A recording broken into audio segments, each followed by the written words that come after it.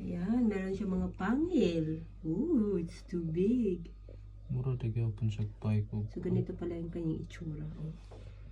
Meron siyang pangil. Yeah.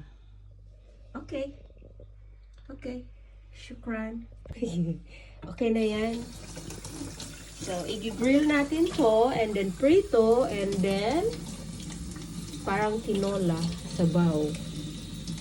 So, it's also my first time to see this kind of fish. And first time ni Mr. Ang ingay naman yung Yan. First time din ni Mr. na nakahuli ng thunder fish.